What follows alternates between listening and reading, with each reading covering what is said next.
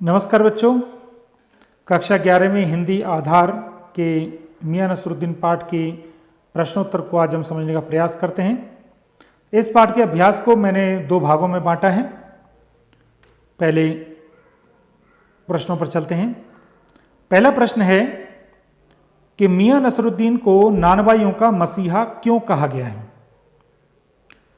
तो उत्तर है कि मियां नसरुद्दीन को नानबाइयों का मसीहा कहा गया है क्योंकि वे मसीहाई अंदाज में रोटी पकाने की कला का बखान करते हैं। वे स्वयं भी 56 तरह की रोटियां बनाने के लिए प्रसिद्ध हैं। तो नानबाइयों का मसीहा, तो बेटा पहली बात तो ये कि वो 56 तरह की रोटियां बना सकते हैं, इसलिए प्रसिद्ध हैं। और मसीहा इसलिए कहा गया क्योंकि वो मसीही अंदाज में, एक रासी अंदाज में अपना बखान करते हैं। प्रश्न 2, लेखिका मियां नसरुद्दीन के पास क्यों गई थी। तो ये आपको स्पष्ट है ही है, फिर भी देखिए कि मियां नसरुद्दीन के पास लेखिका इसलिए गई थी क्योंकि वह रोटी बनाने की कारीगरी के बारे में जानकारी हासिल करना चाहती थी, और फिर जब वो जानकारी हासिल करती फिर वो दूसरों को भी बताना चाहती थी। और मियां नसरुद्दीन खुद 56 तरह की रोटियां बनाने के लिए मशहूर थे, तो वह उनकी इस कारीगरी को जानना चाहती थी। तो यही आपका हो गया, क्योंकि वह रोटी बनाने की कारीगरी के बारे में जानकारी हासिल करना चाहती थी और दूसरों को भी बताना चाहती थी। प्रश्न 3, बादशाह के नाम का प्रसंग आते ही लेखिका की बातों में मियां नसरुद्दीन की दिलचस्पी क्यों खत्म होने लग गई। मतलब जैसे ही लेखिका ने पूछा कि उस बादशाह का नाम बताओ, तो मियां नसरुद्दीन उसमें इंटरेस्ट कम लेने लग गया। उत्तर, लेखिका ने जब मियां नसरुद्दीन से उनके खानदानी नानबाई होने का रहस्य पूछा तो उन्होंने बताया कि उनके बुजुर्ग बादशाह के लिए भी रोटियां बनाते थे। लेखिका ने उनसे बादशाह का नाम पूछा तो उनकी दिलचस्पी लेखिका की बातों में खत्म होने लगी। क्यों? क्योंकि सच्चाई ये थी कि वे किसी बादशाह का नाम नहीं जानते थे और न ही उनके परिवार का किसी बादशाह से संबंध था। सच्चाई ये थी कि वो किसी बादशाह का नाम नहीं जानते थे और न ही उनके परिवार का किसी बादशाह से संबंध था। बादशाह का बावर्ची होने की बात उन्होंने अपने परिवार की बड़ाई करने के लिए कह दी थी, और जैसे बादशाह का नाम वो पूछने लगी तो वो बेरुखी दिखाने लगी, क्योंकि उन्हें पता था कि मेरा भांडा फूट सकता है। प्रश्न 4, मियां नसरुद्दीन के चेहरे पर किसी दबे हुए अंधड़ के आसार देख यह मजमून न छेड़ने का फैसला किया। इस कथन के पहले और बाद के प्रसंग का उल्लेख करते हुए इसे और स्पष्ट कीजिए। तो उत्तर है, इस कथन से पूर्व लेखिका ने मियां नसरुद्दीन से पूछा था कि उनके दादा और उनके वालिद में पिता मरहूम जिनकी मृत्यु हो गई थी, किस बादशाह के शाही बावर्ची खाने में खिदमत करते थे। बावर्ची खाने रसोई घर में, खिदमत मतलब सेवा। इस पर मियाँ बिगड़ गए और उन्होंने खफा होकर कहा, क्या चिट्ठी भेजोगे जो नाम पूछ रहे हो। इसी प्रश्न के बाद उनकी दिलचस्पी खत्म हो गई थी, क्योंकि उन्हें पता था मैं फंसता जा रहा हूँ। अब उनके चेहरे पर ऐसा भाव उभर आया मानो किसी तूफान के दबाए हुए बैठे हों। उसके बाद लेखिका के मन में आया कि पूछ लें कि आपके कितने बेटे बेटियां हैं, किंतु लेखिका ने उनकी दशा देखकर यह प्रश्न नहीं किया।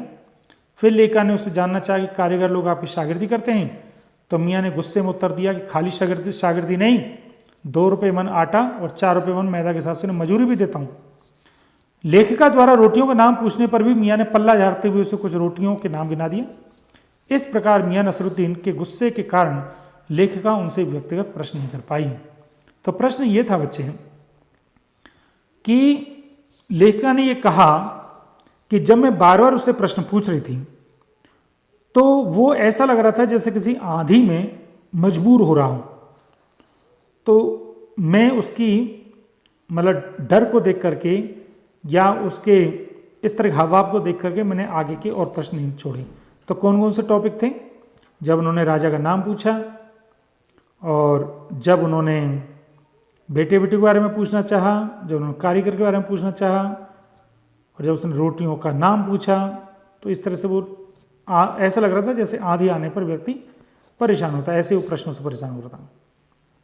प्रश्न 5, पाठ में मियां नसरुद्दीन का शब्द चित्र लेखिका ने कैसे खींचा है? अब ये इंपॉर्टेंट प्रश्न है। अर्थात मियां नसरुद्दीन का कौन कौन सा व्यक्तित्व हमारे सामने निकल के आता है। तो लेखिका ने खानदानी नानबाई नसरुद्दीन के व्यक्तित्व, रुचियों और स्वभाव का शब्द चित्र खींचा है। तो व्यक्तित्व में क्या क्या है?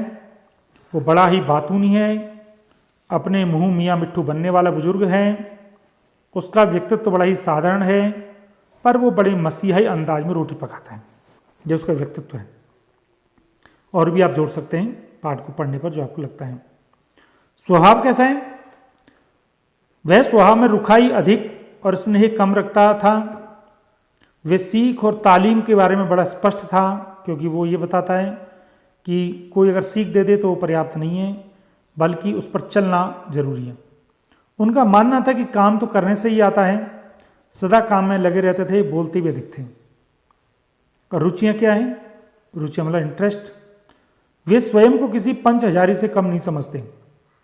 पंच हजारी मैंने आपको बताया मुगल साम्राज्य में एक पदवी दी जाती थी। यहाँ पर एक आप कह सकते हैं बड़ा राजसी अंदाज। बादशाह सलामत की बातें तो ऐसे बताते थे मानो अभी बादशाह के महल से होके आ रहे हों। उनकी रुचि उच्च पद, मान और ख्याति की ही थी, और वे अपने हुनर में माहिर थे। ये 5 प्रश्न पाठ्य पुस्तक के हैं जो पाठ से ही हैं। अब हैं कि पाठ के आसपास के प्रश्न, जिनके प्रश्न आपको सीधे सीधे नहीं मिलेंगे, थोड़ा आपको सोचना पड़ेगा। तो प्रश्न है, मियां नसरुद्दीन की कौन कौन सी बात आपको अच्छी लगी? तो आप लिख सकते हैं वे काम को अधिक महत्व देते हैं, क्योंकि बातचीत के दौरान भी वो अपना ध्यान काम पर रखते हैं, ग्राहकों से बात करते हैं। वे हर बात को बड़े आत्मविश्वास के साथ उसका उत्तर देते हैं। वे अपने शागिर्दों का, अपने शिष्यों का, अपने चेलों का, अपने मजदूरों का शोषण नहीं करते हैं। उन्हें काम सिखाते भी हैं और उनको वेतन भी देते हैं। वे 56 तरह की रोटियां बनाने में माहिर भी हैं। उनकी बातचीत की शैली बड़ी आकर्षक, बड़ी अट्रैक्टिव है। अगला प्रश्न, प्रश्न 2 पाठ के आसपास से, आप इसको वैसे भी कर सकते हैं, प्रश्न 7 में बना सकते हैं 5 के बाद। तालीम की तालीम ही बड़ी चीज होती है। यहां लेखक ने तालीम शब्द का 2 बार प्रयोग किया है। तो क्या आप दूसरी बार आए तालीम शब्द की जगह कोई और शब्द रख सकते हैं? तो उत्तर है तालीम शब्द का प्रयोग 2 बार भाषा सौंदर्य में वृद्धि करने के लिए आया है, अर्थात भाषा के सुंदरता को बढ़ाने के लिए किया है। यहां तालीम का अर्थ शिक्षा और समझ से लिया गया है। पहली बार उर्दू शब्द तालीम का अर्थ है शिक्षा, और दूसरा अर्थ है समझ और पकड़, अर्थात शिक्षा की पकड़ भी मजबूत होनी चाहिए।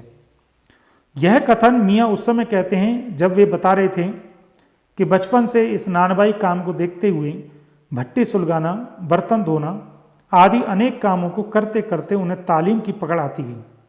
अतः यहाँ दूसरी बार प्रयुक्त तालीम शब्द के स्थान पर पकड़ समझ को प्रयोग किया जा सकता है। तो दूसरी बार जो तालीम शब्द है उसका अर्थ है पकड़ या समझ या आचरण। अगला प्रश्न, मियां नसरुद्दीन तीसरी पीढ़ी के हैं जिसने अपने खानदानी व्यवसाय को अपनाया। वर्तमान समय में प्रायः लोग अपने पारंपरिक व्यवसाय को नहीं अपना रहे हैं। प्रायः मतलब अक्सर। ऐसा क्यों हो रहा है? मतलब मियां नसरुद्दीन ने उसी काम को अपनाया जो उनके पिता करते थे और उनके दादा करते थे, लेकिन आजकल के लोग ऐसा क्यों नहीं करते? तो उत्तर है, मियां नसरुद्दीन के पिता मियां बरकत शाही तथा दादा मियां कलन खानदानी नानबाई थे। मियां ने भी इसी व्यवसाय को अपनाया।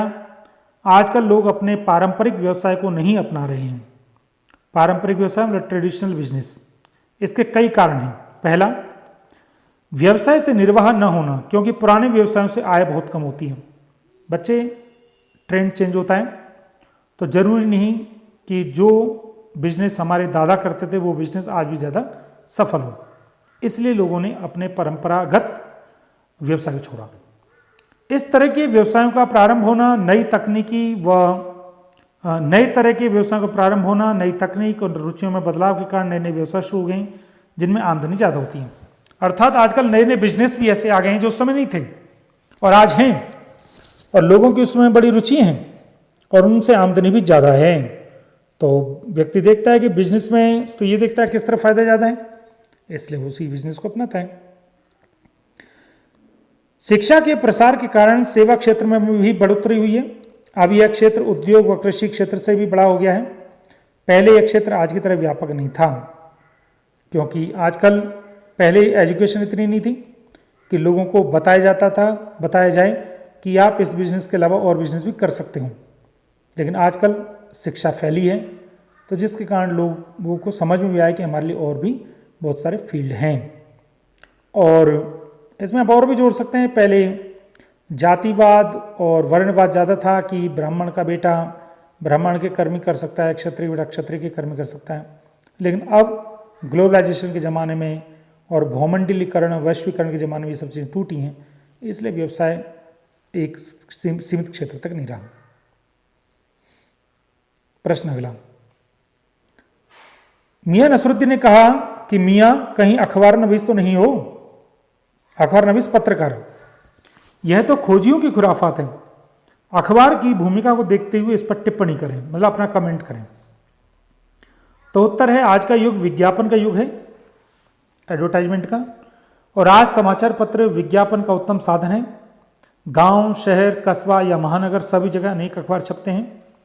होड़ा होड़ी में जोरदार से जोरदार गर्मा गर्म तेज खबरें छापकर हर एक दूसरे से ऊपर उठना चाहता है। ऐसे में पत्रकारों को प्रतिपल नई से नई खबर चाहिए, चाहे सामान्य सी बात हो। वे उसे बड़ा चढ़ाकर सुर्खियों में ले आते हैं, एक की चार लगाकर मिर्च मसाले के साथ पेश करते हैं। तो ये बात बच्चे इस पर आप ध्यान दें, ये सही है कि मियां नसरुद्दीन को पत्रकारों से इसलिए नफरत है क्योंकि पत्रकार केवल अपने आप को दिखाने के लिए और अपने को ऊपर लाने के लिए, अपनी खबरों को छापने के लिए सुर्खियों को बड़ा चढ़ाकर बोलते हैं, एक की चार लगाते हैं, मिर्च मसाला लगाते हैं। इसलिए तो यहाँ मियां नसरुद्दीन अखबार पढ़ने और छापने वाले दोनों से ही नाराज हैं, जो कि काफ़ी हद तक ठीक भी हैं। तो मुझे उम्मीद है आपको इस पाठ का, मियां नसरुद्दीन पाठ का जो प्रश्नोत्तर है उसका पहला भाग आपको समझ में आया होगा।